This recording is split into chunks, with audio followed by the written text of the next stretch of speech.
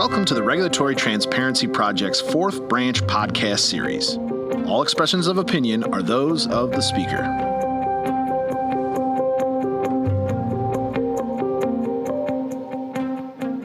Hello, and welcome to the Federalist Society's Regulatory Transparency Project's fourth branch podcast. My name is Libby Dickinson, and I am the Assistant Director with the Regulatory Transparency Project. As a reminder, all opinions expressed are those of the speakers and not of the Federalist Society. Today, we will be discussing the work of the new Department of Government Efficiency, more commonly known as DOGE, and how it relates to regulatory reform efforts at the state level. Our moderator today is Jonathan Wolfson, the Chief Legal Officer and Policy Director at the Cicero Institute. Thank you all so much for joining us today. I'll start by handing things over to you, Jonathan. Thanks, Libby, and thanks to the Regulatory Transparency Project and the Federalist Society for hosting today's podcast. It's a privilege for me to be here.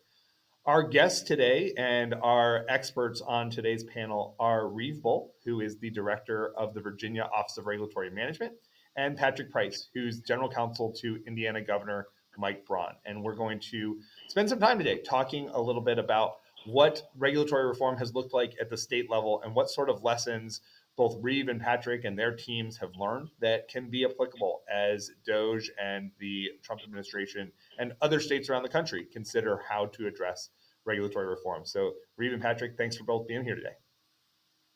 Thank you. Thank you for having us. Well, gentlemen, every day there's talk about how federal regulations make it harder for Americans to build businesses, afford to live, keep their jobs, for businesses to try to navigate all of this red tape. But a lot of these discussions seem to ignore state regulatory burdens. And in your roles, you have a chance to tell the state story every single day. Can you talk to us a little bit, Reeve first and then Patrick, about how state regulations stifle your individual states and what motivates you to work every day to improve the regulatory climate? Yeah, fantastic question, Jonathan. I think that's exactly right, that if you look at, the popular conversation, the focus is almost exclusively on what's happening at the federal level. And there's often, obviously there are very, very important things happening there. The Trump administration, I think, has taken a very aggressive approach to reform, which, is good to see. But there's also, like you say, a lot of really important and interesting work happening at the state level as well. And to be honest with you, it's something that I wasn't horribly familiar with. Prior to taking on this job, I had worked almost exclusively at the federal level, either in private practice or in the federal government. So it's really been somewhat of an eye-opener to see just how important state regulation is and how significant an impact it has on people's day-to-day lives. In some ways, maybe even more so, at least in certain areas than at the federal level. Because I think a lot of the federal regulations, though they're very, very significant in terms of the economic impact that they have, they often apply to corporations or to, relatively large entities, sometimes to the states themselves. Of course, some federal regulations apply directly to people. But what I've seen at the state level is that, since it's somewhat closer to the people themselves, oftentimes the regulations are even more impactful in terms of how they affect people's day-to-day lives. So, for instance, almost all professional licensing happens at the state level. And it's a really, really important topic because in the last few decades, more and more professions have become subject to professional licensing. And it's really sort of a gateway to the middle class. If you can get a job as a nurse or, a plumber or an electrician. It's a relatively high-paying job, but the state sort of gatekeeps in terms of who can get into those professions. So how the regulations are designed and how they're applied is really, really important in terms of people's ability to get ahead. And, you talk about sort of the motivation for doing this work, to me, that makes it really easy to come to work every day because, you can see how your actions are affecting people's day-to-day lives. We've been able to streamline a lot of those burdens, make it easier for people to get into the professions. I think that that's really, really important in terms of rebuilding the middle class. And I think it's also very, very important in a time of very high inflation that you have a larger workforce, that you allow people to get into these critical professions like nursing, where we oftentimes have a shortage. So at least from my perspective, that's really sort of been the eye opener, is sort of how much impact state regulation has on people's daily lives, and how changes to those regulations can really have significant implications in terms of the economy, inflation, and allowing hardworking people to get ahead.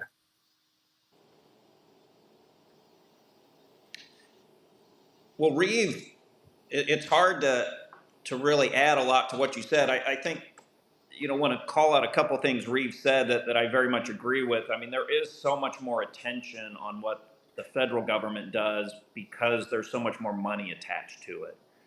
And so you've got the ads, you've got the big interest, you have the corporations, you have the lawyers and the marketing people, the whole news cycle. Whereas what the state does really gets into more of the nitty gritty of individual lives.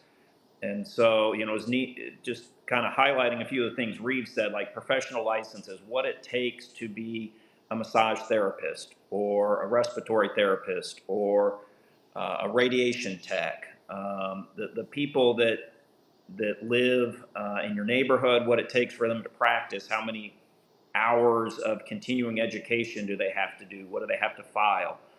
And I think the estimate now is like something like 1 in 3 professions now require some sort of government licensure. It's also land use, like what can you do on your property? What childcare availability, that's a big issue we have in Indiana, that those are regulated at the state level. And so how do we provide for a safe environment for children, but also create the incentives to have adequate childcare? If you throttle back childcare too much, then there's not capacity. People don't have somewhere to watch their children while they work, so now you have a workforce issue. And that becomes a state economic development issue because potentially we put too many restrictions on the creation of new child cares or the number of children that can be in a child care. But you relax those too much and you have an unsafe environment, and then children are harmed, and that's a problem too. So there's a lot of those really close to home issues that we deal with on a daily basis. The things that impact somebody's life that you work with, that you go to church with, that you see on the street, those are the issues that we deal with.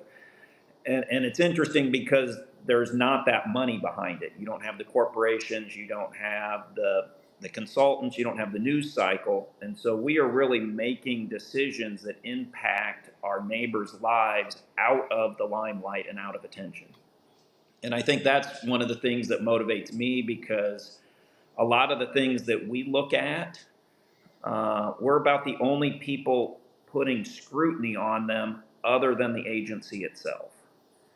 And so that's a weighty responsibility. The feds, anything they do, you're going to have 1,000 eyes on it. But at the state level, some of these regulations that I just discussed or Reeve just discussed and an agency is going to put out, you may have 5 people look at it, and 2 of them are in this call here. So, that's that's a weighty responsibility. And then when you think about the decisions that we make, the regulations that we put in place impact our neighbors and our communities, that's a lot. And that's a reason to get up every day. That's a reason to do your job. And that's a reason to feel proud about what we do. No, that's great, Patrick. And I really do think that the emphasis on how regulations affect the smallest entities, the small neighborhood bookstore or neighborhood daycare, those sort of entities that might not be able to hire lawyers or lobbyists to go, and even in their state capitals, to represent them. But those folks, they're trying to figure out how to navigate it. And obviously, both of your bosses heard a lot of this when they were on the campaign trail. And so as a result, both Governor Braun and Governor Youngkin made regulatory reform a significant priority in their administrations. And it wasn't just something they gave lip service to, but they created a strong emphasis via executive orders, by putting senior folks in their administration, as evidenced by the two of you being on this podcast, senior people like y'all who are leading this entire process across their administration. What are some of the key lessons that Indiana and Virginia have learned in your efforts to date? And in your opinion, how might these lessons inform the work of federal DOGE and OMB? Patrick, we'll start with you. Great question. So I think one of the big challenges you have with regulation generally is diffuse benefits and concentrated interest. Or concentrated harm. So particularly professional licensing.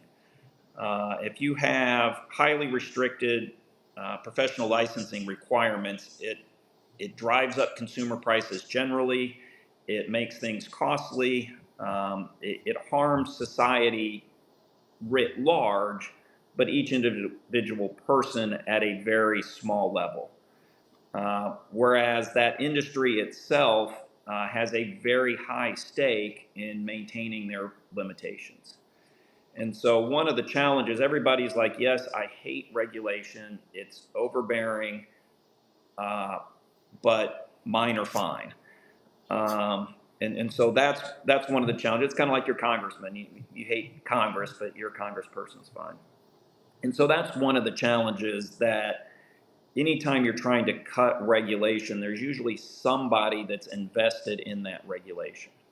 And so you have to, be willing to push back on interest, and be willing to vocalize why you're doing it. And particularly with a number of these things, particularly the state deals with, where you don't have money parties, and you're talking about they don't have the lobbyists, they don't have somebody that's reviewing this. You're speaking up for the people that don't have somebody. And so I do think that when you do it larger, and we copied Virginia, where you have like a 25% reduction cut, you're not targeting any one industry. You're not, like, I'm not going to take on this powerful association or that, powerful lobbying group. I'm taking on regulation writ large. And so then you're working with the agencies to say, okay, you need to come up with a plan to reduce your regulation by this much. And again, you're not targeting any one, you're targeting regulation as a whole. And so then it's like, okay, we need to figure out the best way to reduce it. And then you can get more people in the room and be like, we have to reduce it by this much. Let's figure out where are the best ways to do it. Because there's always going to be somebody pushing to keep their regulation. And so that's always a challenge. Reeve. I think Patrick is absolutely right.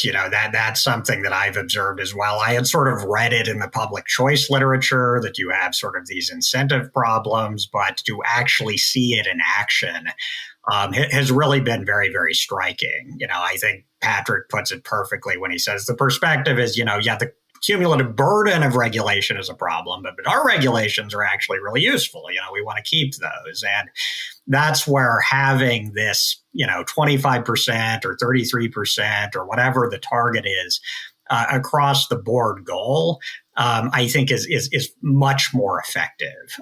It reminds me of, I think this was a decade or more ago, but there was at a federal level some interest in closing down certain military bases. And if you chose a particular base, then of course everybody in the community and the senators and the congresspersons for the states would oppose it vehemently.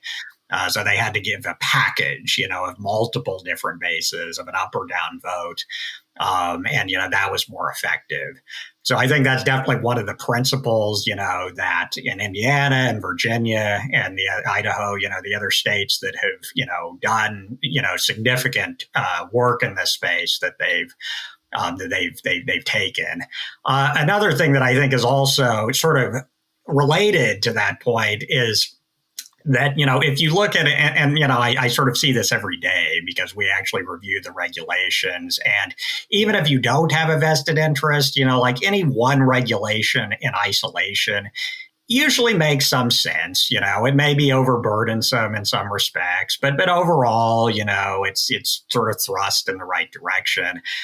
So you can see how over time this accretion happens, just more and more builds up. This one makes sense and that one makes sense. But you ultimately end up with something that's just this overpowering, crushing burden, cumulative weight of all of these regulations. And Jonathan, you sort of made the point that, small businesses, I think in particular, find this impossible to navigate. The corpus of regulations is so complicated that it's much easier just not even to go into business because it's far easier to go to work for a large company where they have an in-house legal department that can figure that all out for them. And so I think it has a really negative effect in terms of hurting the dynamism of the overall market, making it very difficult for new players to enter the space. And that's where I think something like a 25% reduction makes a lot of sense. You're cutting back on that overarching burden. And then you're leaving it up to the agencies and the stakeholders to sort of figure out which 25% to cut. And, we've seen it's actually worked out pretty well. They've sort of done a pretty good job, in my opinion, of finding where those cuts can be. But I think you need an overarching target like that. And in terms of lessons for DOGE, and the federal government, I love the 10 for 1 that President Trump put out. I think that's a great idea. I think it would also be really worthwhile to look at something like a percentage reduction target or maybe $1 reduction target. We're going to cut regulatory burdens by X number, billions of dollars. I think that would also set a good incentive to, we're not just going to slow down the growth of regulation. We're actually going to cut back on this massive corpus of regulations we built up over decades and decades. And if I could add something to what Reeve said, it's not just the total weight of regulation that could become crushing, it's those incremental changes as well. Because if you think about you're a small business, you went into business to do whatever that business is, whether you're a restaurant, your childcare, you're building widgets, like that is your job. You didn't go into business to keep track of what are the latest regulations from the government. And so if there is even a small worthwhile regulatory change every year, that in and of itself is a burden. Because you have to be monitoring all the time. You have to be changing your operations all the time. And so having certainty or having this is the ceiling and it's only going to get less restrictive, something like that really helps with certainty and understanding so that those people who want to be doing their business can focus on their business, not on whatever the regulators are doing. Yeah, and the challenge for those small businesses is that it doesn't stop with just the regulations. When I was in the first Trump administration at the Labor Department, we were trying to implement the president's executive order to review and eliminate unnecessary guidance documents. And one of the crazy things we found at the Department of Labor was there were guidance documents that were decades old that existed in only one place, and that was in the law library at the U.S. Department of Labor. And that meant that if you were that small business in Indiana, you could theoretically be in violation of a guidance document that the only way you would know about it would be as if you'd hired a high-priced Washington, D.C. lawyer to go and comb through the sheets of paper inside that library to find out whether or not your actions at your business, at your restaurant or what have you, was in compliance with that law. And, guidance documents are one of those ways that in some worlds, it can be, the concept makes a lot of sense, right? You write a complicated regulation and then the restaurant says, hey, what do you mean by having, clean cooking oil? And, they write this regulation that talks about it. They're like, well, if I change it out every 3 days, is that good? And the agency thinks they're being helpful. They're like, yeah, change it every 3 days. Well, Now suddenly the law has become change it out every 3 days, not that that's what the regulation actually is. And if somebody figures out a way to have change it out every 5 days, be just as clean and healthy for the customers, then they feel like they're in violation of the law. You two wrote a great blog post and you were talking about guidance documents, and you urged federal reformers to not overlook these guidance documents and kind of take a playbook out of the last Trump administration and say, hey, the president made an emphasis on this. Guidance documents continue to be issued in the prior administration. And as they're trying to reduce these regulatory burdens, don't ignore the burdens that guidance documents have. Talk a little bit about why guidance documents and the burdens they impose are an important consideration.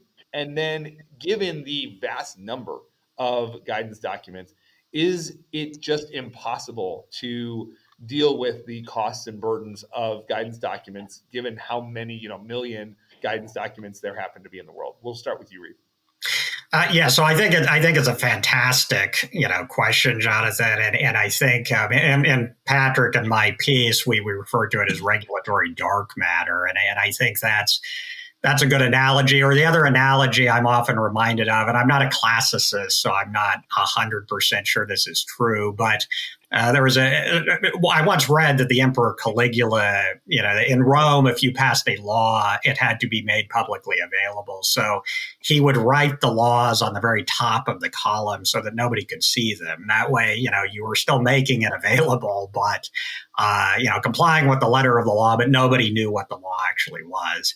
I don't think it's quite as sinister as that, but I think we're sort of in a similar situation now where, nobody really knows how many guidance documents there are. In my previous job at the Administrative Conference of the United States, we did a project on guidance documents, and the conclusion we reached is nobody knows how many of these things there are. It could be millions, because it could be something as simple as, like you said, some thing in the law library or, some report on somebody's computer. And it's a really significant problem, for the reasons that we've been discussing. Small businesses in particular, even if they could somehow digest the entirety of the CFR, which I think is a fiction, even then, they wouldn't be anywhere close to, knowing the answer, because there's a whole separate, corpus of guidance documents out there. So, I think it's been a blind spot historically. And I, really loved what the first Trump administration did in terms of, ensuring that those guidance documents were at least put online. It baffles me that the Biden administration rescinded that and, actually basically, encourage the agencies to take them back down. But, I think the Trump administration has reinstated that order. I think that that's great. I think that, what we're both doing in both of our states, I think is also, really pointed in the right direction. So in Virginia, we actually require agencies not only to cut requirements and regulations, but also to ensure, one, that there are not requirements in guidance documents, that if it's a requirement, it has to be moved to the regulation or otherwise just not enforced. And then two, we look at the aggregate length of the guidance documents, the total number of words in the guidance documents. And what we found is there's just an enormous amount of things out there that are very complicated, very out of date, and just can be massively streamlined. We recently had one of our agencies that cut, I think, was something like 500,000 words from a guidance document, which, I put out a little write-up on it. I think that's roughly the length of War and Peace in terms of the total number of words that they were cutting from these guidance documents. So I think, as the Trump administration, DOGE, and OIRA move forward, I think it's really, really important to ensure that guidance does not get overlooked, that they're ensuring that the guidance is streamlined and that the guidance that they still do want people to comply with is made easily available in a publicly accessible place on a website, and that it's very, very clear what the agency intends with that guidance document, because that's the only way that businesses or citizens can effectively navigate the process. Yeah, so I really love everything Reeve said. I'll take this in a little slightly different direction and talk about kind of why we have, at least why I think we have guidance documents and what we've done to try to address that. And, a big part of talking about incentives, I'm big on incentives, but, in theory, all the laws should be passed by the legislature. I think that's perhaps what our founders envisioned and assumed, but it's hard to pass laws. And perhaps they're technical or whatever. So the legislature has delegated some authority to agencies to do regulations, which carry the effect of law, because lawmaking is hard. So agencies can do regulations, but particularly at the federal level and at some of our states, doing regulations is hard. And so agencies still want to do things, and so you start doing guidance documents. And you're kind of passing that lawmaking down because, we hear this all the time. Our agencies are like, well, we need to be nimble. We need to be able to react. There's changing circumstances, and, it takes too long to change the law, or it takes too long to change the regulation. And so we have to be able to adapt. And so we have guidance documents. And so the need for them is you're responding to a real need, or Reeve talked about like how often do you have to change your oil. There is a real need for that. The challenge is, and what we've seen like in Indiana is that because it was hard to do regulations, that agencies just started doing things through guidance documents and just start creating requirements in guidance documents. And it's really hard to police all of those things. And so what we did in Indiana, and driven by the legislature, was try to empower people who have the biggest incentives. So that would be the people that these enforcement actions are being taken against. And so our law was changed to get rid of deference to the agencies in administrative proceedings. There's no deference to their legal interpretation. The agency has to prove its case by a preponderance of the evidence. And if they rely on guidance documents as the basis for their decision, the primary basis, there's mandatory attorney's fees to the other party. So the agency has to be able to point to a statute or a regulation that justifies the requirement. And we've taken that you can't just say, do whatever I want. Your regulation has to spell out what it is that you want. And so doing that, you've now given tools to the people who have these regulatory burdens put on them to fight back.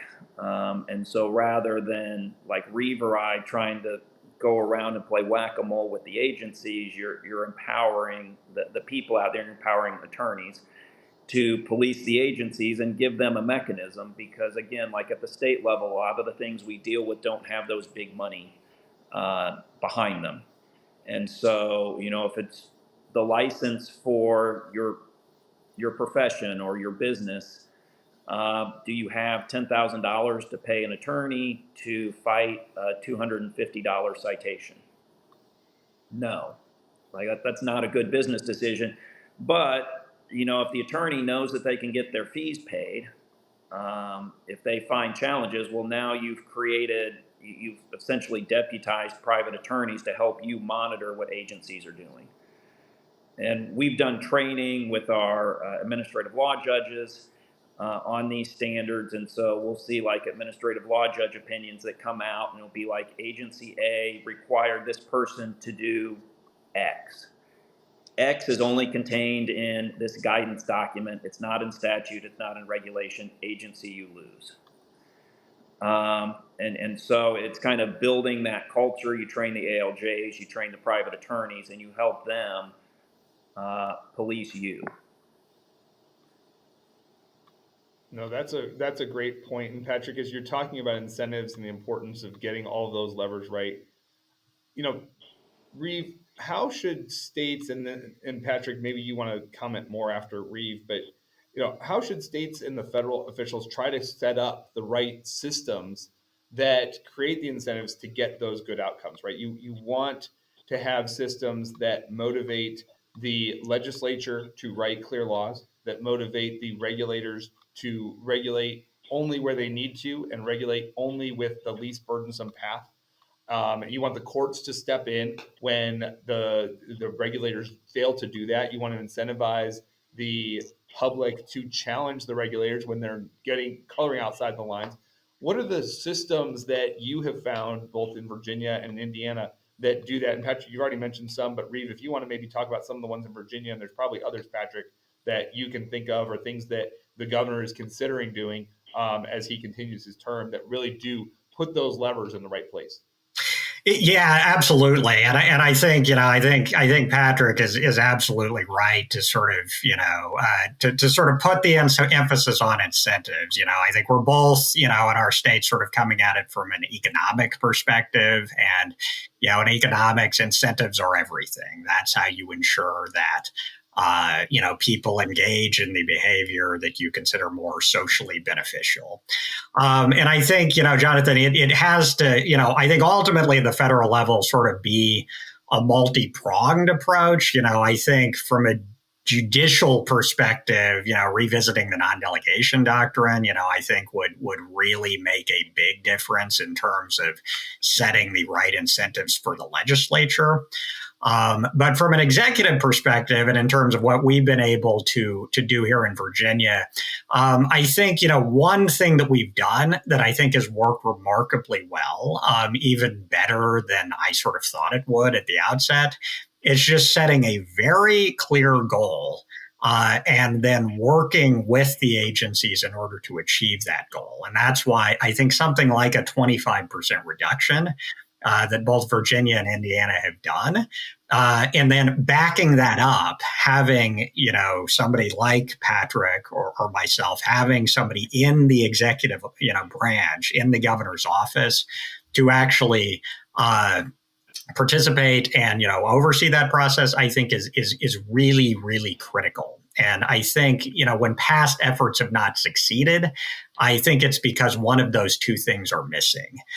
If you don't set a clear goal, and this is why I think it's constantly failed at the federal level up until the first Trump administration, is I think going back to Jimmy Carter, you had so-called retrospective review, where basically the agencies were asked to look at their old regulations and decide, do you need this or not? And surprisingly, every single time they said, yeah, we do need this. We need to carry it forward. So it was, it was an abject failure and never went anywhere. Trump was the first one to actually change that, by putting in place the 2-for-1 executive order. Now you had a clear goal. Now you had something like a budget, basically, where if you want to enact a new regulation, that's fine, but you're going to have to find existing savings in order to offset that. And then I think something like a 25% reduction also works exceedingly well because, there's a very clear goal that everybody is working towards. And what I found is actually the agency officials really buy into it. And that's what sort of surprised me. I expected that, having worked at the federal level, that you'd get more pushback. But from the agency officials' perspective, I think their concerns with previous reform efforts were that it wasn't clearly defined, what that 25% was, what a regulatory requirement is, how you actually hit that. They just had a lot of questions. And that's why I think the second critical element is having a centralized entity that can supervise that process is critical because we've been able to answer those questions. We've been able to work with the agencies to help them get to the 25% and find innovative ways to get to the 25%. And the end result is, we will hit the 25%, in the next few weeks. I think we'll get across the finish line. I think even more excitingly, we've saved $1.2 billion per year in terms of the changes that we've made.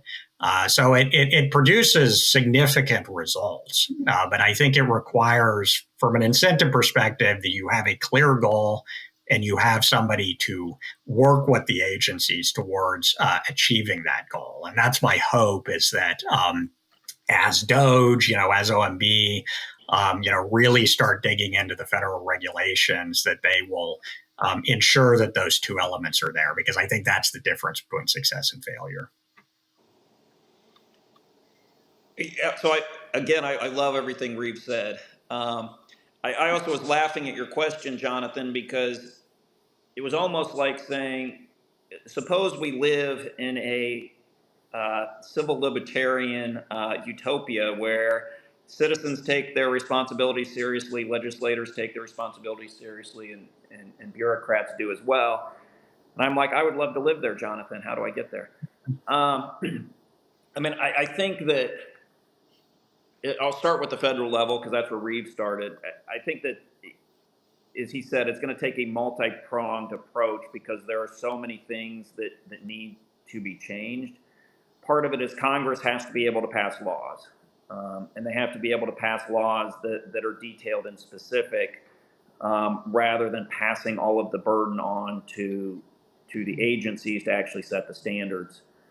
Also, like tying in the guidance documents, I think that the courts have a lot of responsibility there because doctrines like our deference and some of those other deference doctrines, that the court created a standard where the agencies had absolute deference in interpreting their own regulations. And so if I were an agency attorney, my recommendation to my agency head in the federal system would be we should have very vague regulations and then do everything through guidance document because we will get absolute deference there. If we actually specify it in regulation, it can be attacked and there are challenges. But if we give ourselves maximum deference or maximum flexibility and then do it all through guidance, we're going to get absolute deference from the courts. Well, then that creates a perverse incentive. So I think getting rid of the non-delegation doctrine, as Reeve mentioned, rolling back those deferences, particularly our and the rolling back Chevron, rolling back those various deferences is going to put more burden on the agencies to be specific in their regulations, not rely on guidance. At the state level, it's interesting, and as Reeve said, the target is really important. I think one of the things when you have a target too is you can incentivize agency heads because like Mike Pence tried to do this when he was governor. He directed all agencies to go back and review their regulations and find things that they're outdated and all that. And as Reeve said, like almost everybody's like, no, all our stuff is great. We had like 2 agencies actually take it seriously and cut their regulations. The rest didn't. Now, if you celebrate those agencies, that helps. But like when you have that target and it's like 25%, that's a floor, not a ceiling. So then when your agency heads like hit their 25%, it's like, hey, agriculture has cut their regulations by 25%. Commerce or revenue, why are you behind? So you kind of create that. I think something else that he mentioned that's really important is having somebody at the governor's office level driving this. And one of the things that we're trying to stress in the Braun administration is that all of the lawyers that work in the agencies, their client is the governor. And that's a mental shift because as I was talking about earlier, if I was like working in the federal system, and an agency, my guidance to the agency head would be, do it all through guidance, not regulation, because that gives us the most flexibility. But if you're stressing to all of your agency attorneys, your client is not your agency. Your client is the elected head. And this is what the elected head's goal is. Work on that. Don't just look at this from what is best for my agency, what is easiest for me, but look at your job is how do I carry out my elected chief's policy goal? And his policy goal is this. And so that's a message we're trying to push down hard and say, hey, we're all on the same team. We're all speaking with the same voice. And this is what your mission is. And so we can say at this level, like, don't cut the corners, don't take the easy out, and then push that to them. And then that helps them push back on their agency too, say, no, there is this easy out, but I'm being told from the top, we have to do it the right way. Yeah, and Patrick, along those veins, I think the importance of leadership, and that starts obviously at the very top with the chief executive, whether that's the governor in both of y'all's cases or the president, and telling cabinet secretaries that that's part of how they're going to evaluate them. The cabinet secretaries continue to pass that message on to directors or assistant secretaries or whatever the title is for sub agencies.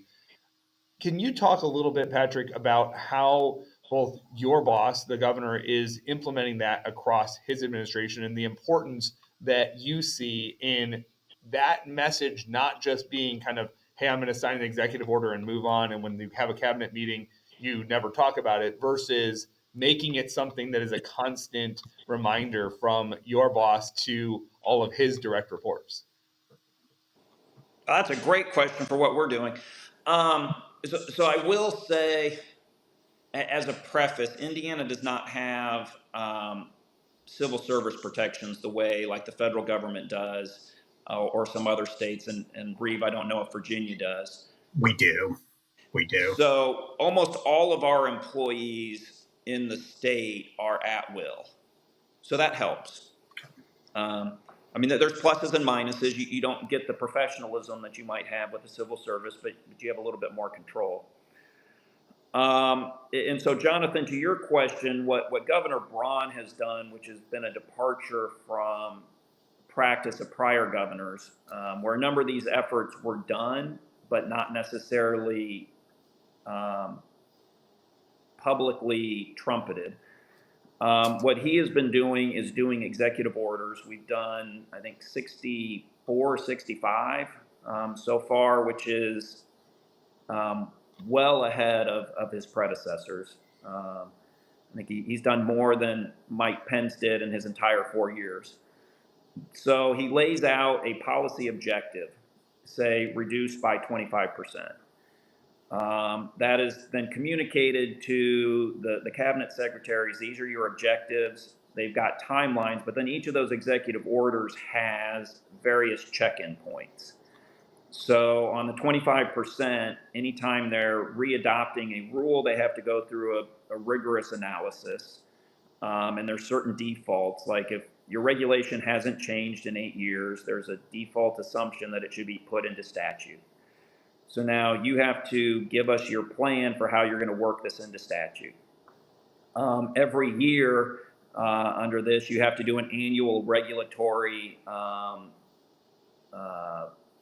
projection report. Here's what we're going to be doing over the next year.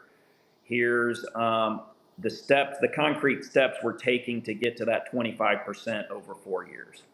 And that's been true with virtually all of Governor Braun's executive orders. There's some sort of check-in step.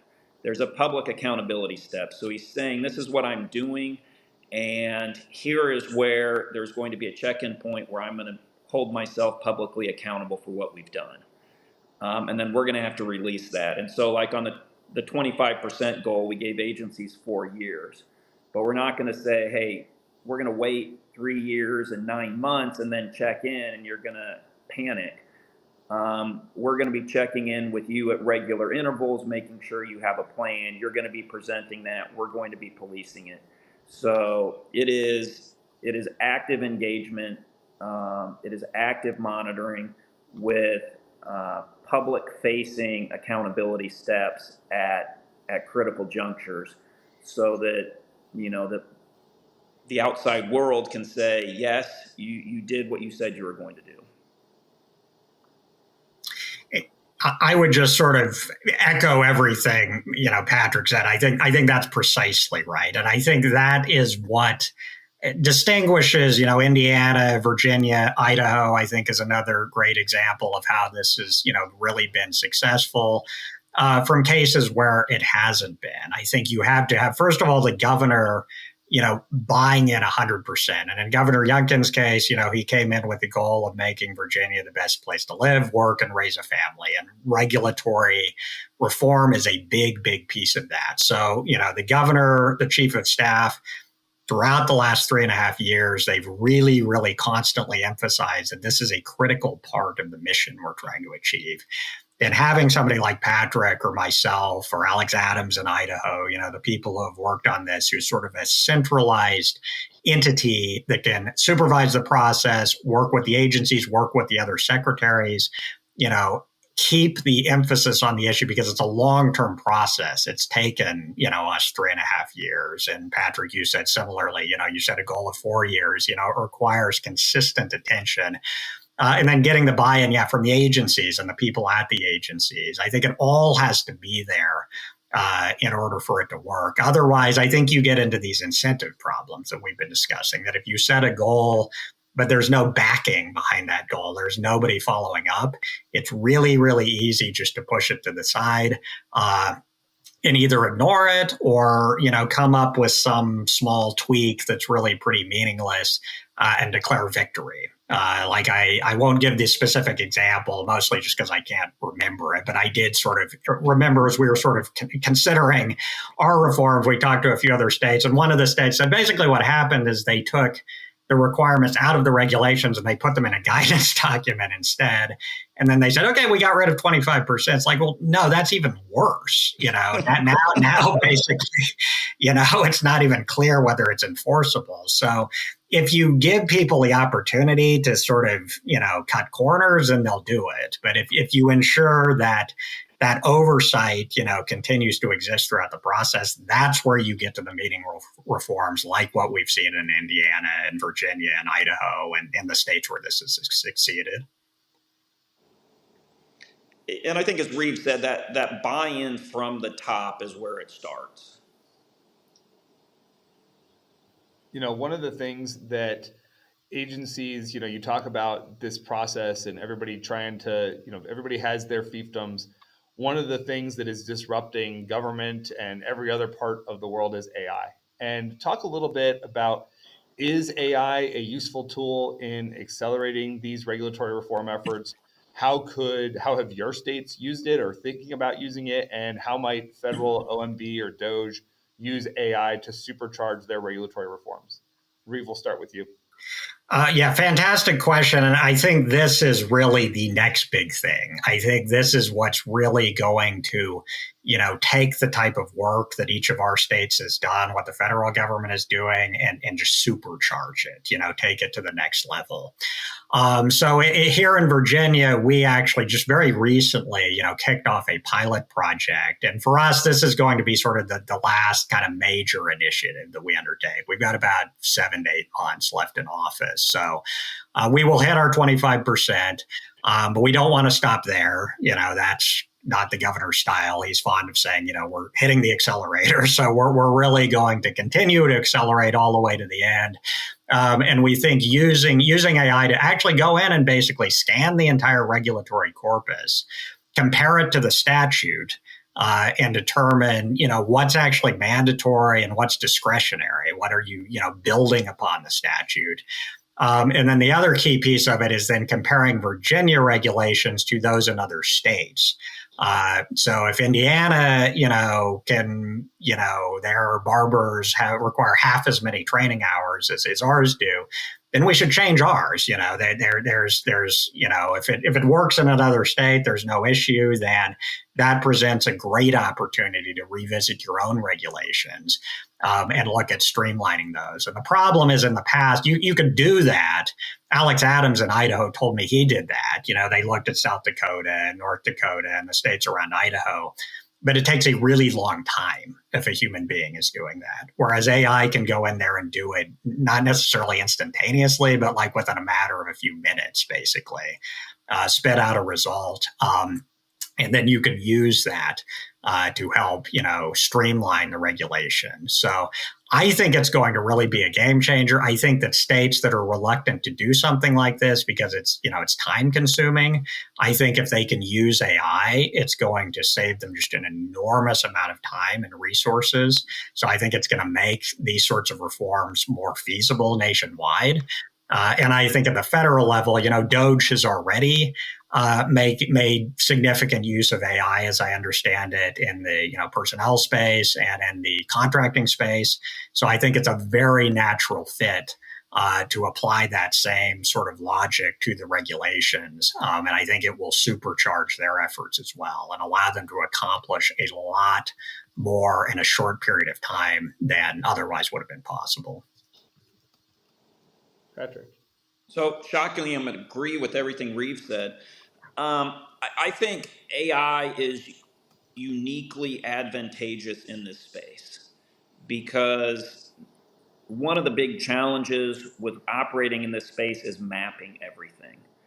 And as Reeve was saying, that is a labor-intensive job. So you have statutes, you have regulations, you have guidance documents, you have forms, you have all of these things, and that is a challenge. And so, like when I was reviewing regulations and we would get them in, and Reeve talked about like if you have requirements and guidance, they need to be in regulation.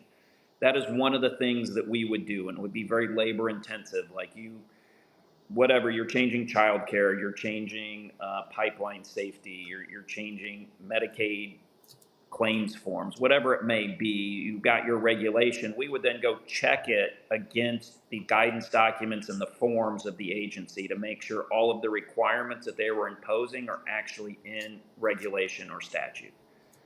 That is really time consuming. On the flip side of that too, it's a challenge because every time a statute changes, do you have a good map of all the regulations and forms and guidance that's implicated?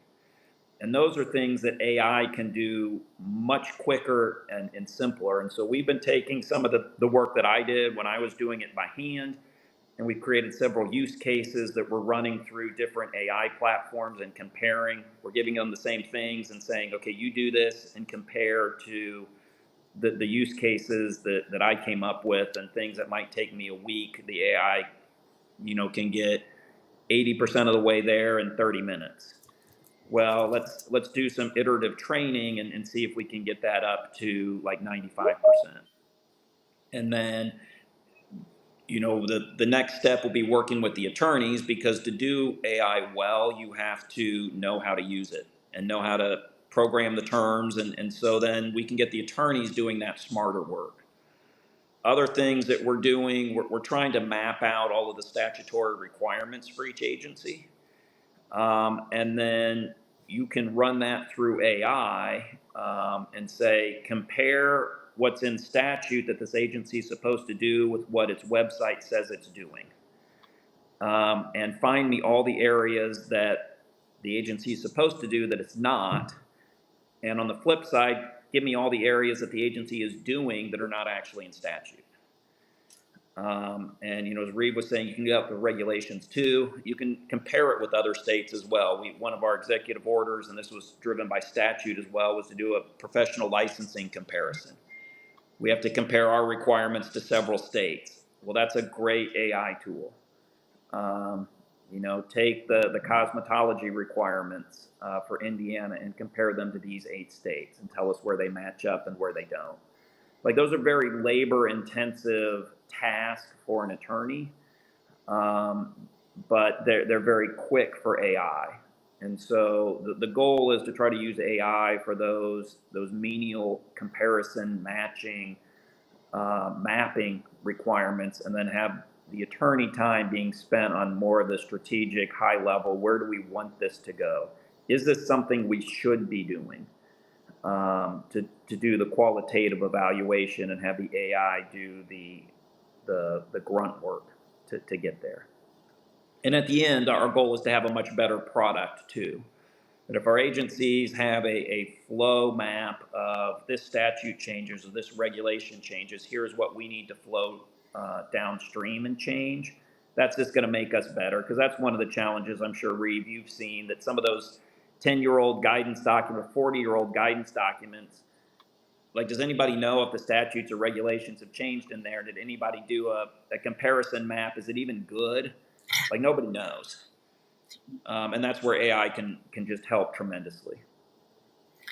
Well, Patrick and Reeve, this has been really fascinating and useful information. As we wrap up, one last question. If you could give some advice to DOGE, to other states, thinking about not only regulatory streamlining, but any other initiative that you would recommend that a reform-minded state or federal agency undertake to try to make itself more transparent and promote efficiency in government. As we wrap up, do you have any thoughts on that you'd like to share?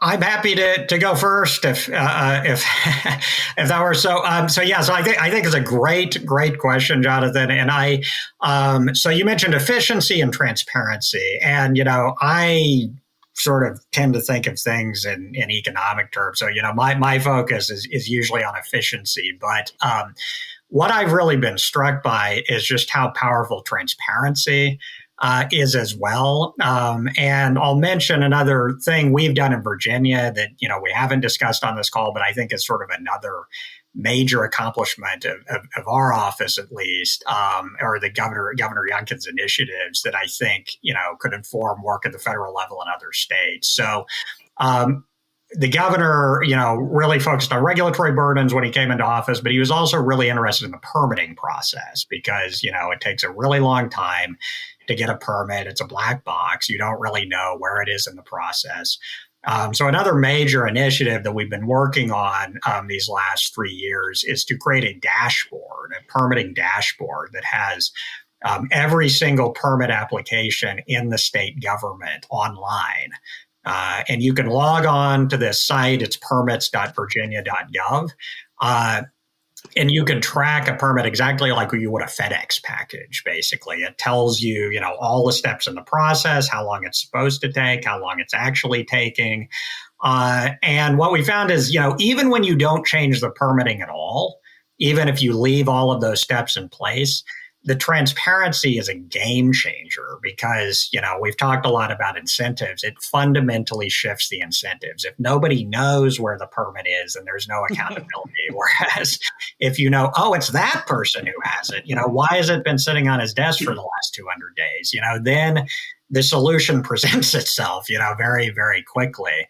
And what we found is just creating this transparency alone, our Department of Environmental Quality has reduced their processing times by 2/3. They've cut by 65% the average time it takes to get a DEQ permit. And the other state agencies, who now are working on now have their permits up on the platform. They haven't had them up quite as long. We're working with them to try to achieve significant processing time reductions there as well. So I think just making information available to the public can be extraordinarily valuable because it really starts to set the right incentives. I think you've seen this with DOGE, the fact that they've uncovered just enormous amounts of wasteful spending that people were not even aware of. And I think just making that information available is hugely important. And I think it fundamentally shifts the incentives. So I think efficiency is very, very important, but I think transparency is equally important. And anything you can do to make the process, more open, more clear to the public what's happening, I think it makes a huge difference and really incentivizes major reform. Patrick, we'll give you the last word. Well, I agree with Reeve again. Really transparency is huge. That's one of Governor Braun's biggest themes. I think someone just told me yesterday, they're like, I think I hear Governor Braun say transparency every week. And there's that. I think something else to keep in mind is we have a federal system for a reason. We've got these 50 laboratories of democracy. And so that's what I found really heartening and reassuring was like when I found Dr. Adams, I found Reeve, that there are people across the country doing similar things. You've got Governor Youngkin, you've got Governor Little, you have a lot of enterprising, Governor Braun, shouldn't have left him out. You've got a lot of very enterprising leaders at the state level, and we each have our own unique twist on our democracy, but there's a lot of common themes. And so, it's great to know, like when I talked with Reeve or Dr. Adams, and they're like, okay, we did this, and there was some short-term pain, but it was worth it in the long run. And that is really helpful because all of these efforts, there's going to be short-term pain, there's going to be pushback. And when you've got somebody else that's already blazed that trail and can tell you it's worth it when you get to the end, that helps. And we're each doing different things. And so the more that we collaborate and share ideas, it helps. And I think it's energizing too, because you start to talk to like-minded people. They're like, oh, we're doing this. Well, that makes me think about something that we can do. And then we come back and, you're kind of raising the bar each time. And that's really fun and really energizing. So I think we just encourage, DOGE to keep doing, the states to keep doing, and for like-minded people to collaborate as much as we can. Well, Patrick and Reeve, thank you so much for your time today. Thank you for your insight. Thank you for your service and for continuing to sound the horn that this is important effort, not just at the federal level, but at the state level. And thank you to Libby and the Regulatory Transparency Project and the Federalist Society for hosting today's event. Awesome. Thank you, Libby, Jonathan, and Reeve. Absolutely. Thank you. Thanks to all of you. This was great. Awesome. Well, I'm going to, throw that back and say thank you all so much for joining us today. Thanks to Jonathan for moderating this great conversation, and to Reeve and Patrick for sharing your insights from the state regulatory reform perspective. Thank you to our audience for tuning in today. And if you're interested in learning more about all of our programming here, RTP, discussing the regulatory state and the American way of life, please visit our website at regproject.org. That is regproject.org. Thank you.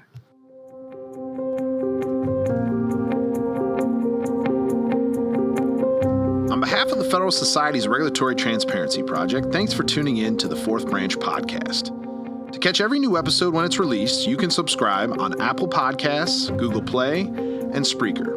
For the latest from RTP, please visit our website at regproject.org. That's regproject.org.